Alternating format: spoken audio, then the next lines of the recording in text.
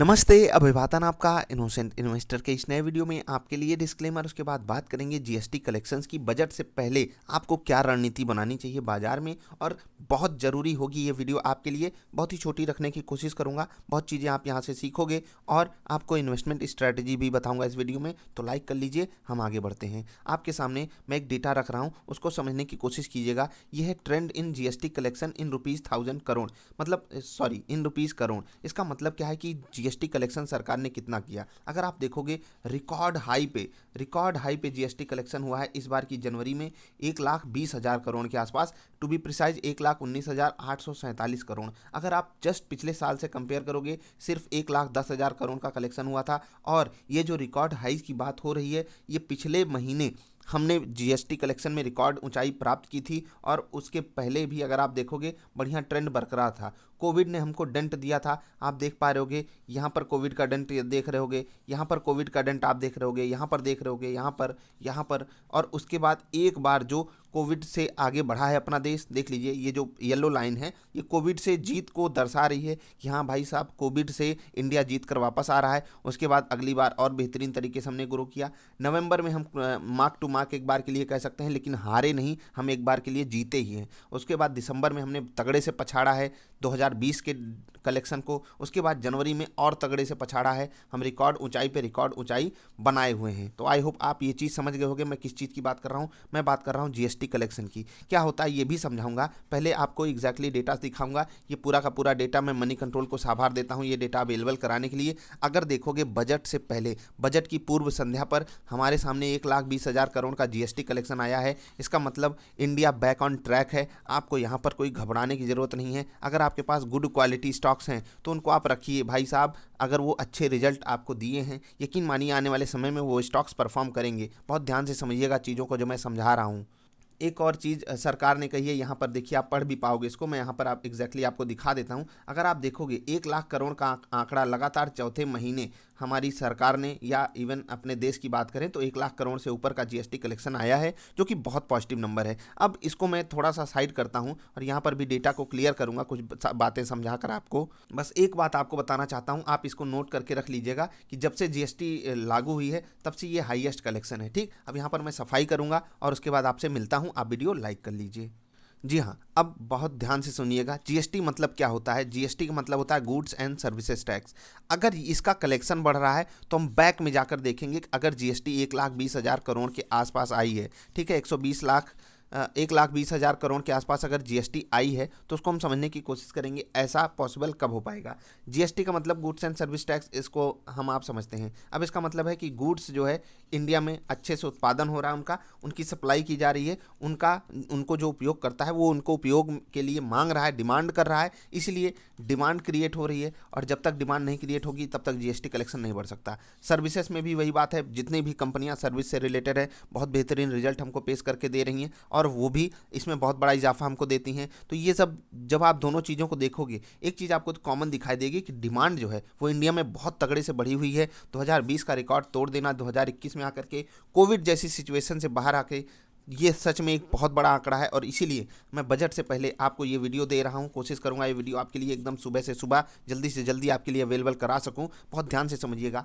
Budget से पहले हमारे पास बहुत से ऐसे स्टॉक्स हैं, बहुत सी अच्छी अपॉर्चुनिटी है कि बाजार हमको 5 दिन की बड़ी गिरावट दिखा चुकी है। इसका मतलब जो भी अच्छे स्टॉक्स हैं उनको आपको ग्रैब करने की अपॉर्चुनिटी ढूंढनी चाहिए। और अगर आपका व्यू 3 से 5 साल, 8 साल, 10 साल या उससे ऊपर का है, तो आपके लिए इस बाजार में बहुत सी अच्छी अपॉर्चुनिटीज़ अवेलेबल हैं। आप स्टॉक्स को अच्छे रेट पे खरीद रहे हो। मैं ये नहीं कहता कि कोई भी स्टॉक अगर रिजल्ट से पहले आप खरीद रहे हो तो आप उसको किसी भी रेट पे ले लो। मतलब मैं ये कहना चाहता हूँ, एक बार के लिए उस प्राइस को आपकी कंपनी जस्टिफाई करे तब आप खरीदो। जैसे कि एचडीएफसी बैंक, कोटक बैंक, ये सब जो गिरे हुए हैं, देखिए, ये हमेशा आपको इतने सस्ते नहीं मिलेंगे, याद रखिएगा। या तो कोविड जैसा पैनिक हो जाए, जो कि अब होने से नहीं रहा। क्यों होने से रहा? क्यों, बात समझिएगा। क्योंकि हमारे पास एक बार के लिए वैक्सीन आ चुकी है, ठीक है, और हम ओवरऑल वर्ल्ड में अगर समझने की आप बात करो तो हम फिर से ट्रैक पे आ जाएंगे फास्टेस्ट ग्रोइंग इकोनॉमी में, कम से कम जो डेवलपिंग कंट्रीज़ हैं। तो ये सब सिचुएशन को देखते हुए हम सब समझ सकते हैं। और इंडिया में ग्रोथ स्टोरी बिल्कुल इंटैक्ट है, ये आप सब जानते ही हो। बाजार का जो ओवरऑल रिस्क है उसको समझते हुए आप पैसा लगाएंगे तो लॉन्ग रन में आपका पैसा बनेगा। अच्छी अपॉर्चुनिटी अवेलेबल हैं। जो भी स्टॉक्स आपको अच्छे रिजल्ट दे रहे हैं, मैंने आपके लिए लिस्ट बनाई हुई है। निफ्टी 50 के टॉप 35 स्टॉक, निफ्टी नेक्स्ट 50 के, आप दूसरे चैनल पर जाकर जरूर देखिएगा। वहाँ पर भी मैंने अच्छा स्टॉक सेलेक्ट करने की भी विधि बताई हुई है। सब कुछ देखकर आप अच्छे स्टॉक अगर लेकर बैठे हो तो आपको कोई तकलीफ नहीं होनी चाहिए। नीचे जितना जाएं उतना अच्छा है आपके लिए। और लॉन्ग रन में ये जो जीएसटी कलेक्शन का डेटा आया है, ये बहुत बड़ी गुड न्यूज़ है। आपको ये चीज़ एक्सेप्ट करनी होगी, क्योंकि हमारे यहाँ गुड्स एंड सर्विसेज की डिमांड है। इसीलिए उनको जो सप्लाई देता है, यानी कि कंपनीज, यानी कि जो हमने स्टॉक मार्केट में कंपनीज खरीद के रखी हैं, वो लॉन्ग रन में अच्छा परफॉर्म करेंगी। अगर वो अच्छा परफॉर्म करेंगी तो उनका स्टॉक भी अच्छा परफॉर्म करेगा, जो कि हमारे लिए बहुत अच्छी चीज़ होगी। ठीक है, तो आई होप ये गुड न्यूज़ मैंने आपको दिया, आप भी इसको थोड़ा सा सीरियसली ले करके, अच्छे स्टॉक्स को ले करके होल्ड करके बैठोगे और समझोगे कि यहाँ पर अगर आपको मैं होल्ड करने के लिए बोल रहा हूँ, मैं गलत रेट पे आपको माल लेने के लिए नहीं बोल रहा हूँ। तो अच्छे स्टॉक्स को आपको ग्रैब करना है। नहीं तो मुझे एक बार के लिए ये फील हो रहा है, जिस तरीके से क्वेरीज आई हुई हैं, कि आप लोगों के पास एक पैनिक सा माहौल हो गया है। मान लेता हूं कि कल बाजार 5% गिर जाती है, मैं एक वर्स्ट के सिनारियो लेता हूं, 5% गिर जाती है, तो आप अपॉर्चुनिटी को ग्रैब करने की कोशिश कीजिएगा। एक साथ फंड नहीं डालना है, उसको ध्यान रखिएगा। अच्छी कंपनी में, यानी कि गुड क्वालिटी के स्टॉक्स में डालनी है। जरूरी नहीं वो कंपनी बड़ी हो, मिड कैप हो, स्मॉल कैप हो, माइक्रो कैप हो, अच्छी कंपनी होनी चाहिए। उसके प्रोडक्ट से आप वाकिफ हो, या फिर उस सेगमेंट के सेक्टर से आपको मतलब आप उससे रिलेशन बैठा पाओ, तभी आप एक अच्छा इन्वेस्टमेंट डिसीजन ले पाओगे। ठीक, अब एक और बात आपसे कर लूँगा।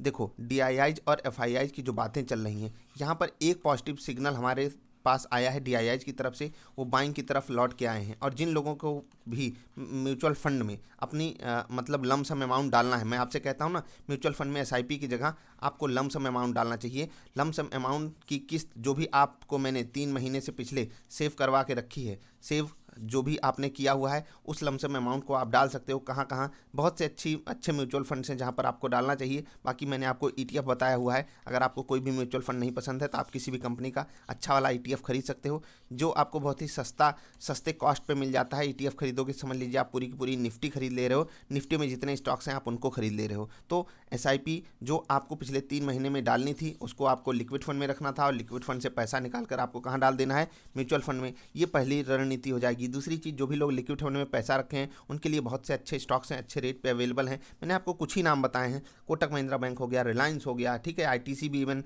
अच्छे रेट पे आ रहा है। बहुत से अच्छे बैंक्स आ गए हैं रेट पे, बहुत अच्छी अच्छी कंपनियां रेट पे आ चुकी हैं। आपको पता है मैं कंपनियों के अक्सर नाम लेता रहता हूं। तो अभी इस वीडियो को देखने के बाद आपको दो वीडियो जरूर देखनी चाहिए। पहले तो एक अच्छा स्टॉक सिलेक्ट कैसे करते हैं, ठीक, चैनल पे चले जाओगे, होम पेज पे मैंने ये वीडियो डाली है, आप सर्च कर लीजिएगा how to select best stock for investing. और दूसरी वीडियो जो आपको देखनी है कि निफ्टी 50 के टॉप 35 स्टॉक्स कौन से हैं, और उनमें से अगर आपके पास कोई भी स्टॉक है तो नीचे अगर वो मिलता भी है आपको, और नीचे मिलता है, तो आपको उनको ग्रैब करने के बारे में ही सोचना है।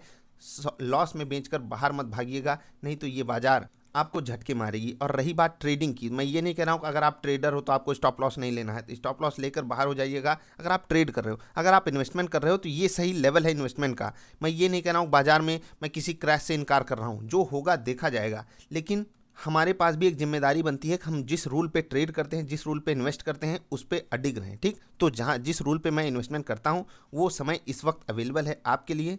मुझे अगर निफ्टी में पूरे पैसा डालना हो तो मैं यहाँ पर एक बार के लिए रुक भी जाऊँगा, लेकिन स्टॉक स्पेसिफिक बहुत बहुत बहुत बेटर अपॉर्चुनिटीज़ अवेलेबल हैं, उनका लाभ आप उठाइएगा। आई होप आपको चीज़ें समझ में आई होंगी। अगर आई हैं तो वीडियो लाइक कर देना, चैनल सब्सक्राइब कर लेना। हम मिलेंगे फिर से किसी अच्छी वाली वीडियोज़ में। बजट के बाद हम मिलेंगे, कोशिश करेंगे आपको बजट पे भी बढ़िया अपडेट दें। बाकी आज आप बढ़िया मीडिया चैनल्स भी देख सकते हो, क्योंकि वहाँ से ही आपको सबसे पहले और सबसे बढ़िया अपडेट आज के लिए मिलेगा। स्टॉक स्पेसिफिक आपको किसी स्टॉक के पीछे भाग कर ये नहीं करना है कि मैं स्टॉक वही खरीद लूँगा जो टीवी वाले बोलेंगे, नहीं। आप खुद से अपना दिमाग लगाइएगा, लॉजिक लगाइएगा। अच्छा रिजल्ट जब तक कंपनी ना दी हो आपको नहीं लेना है।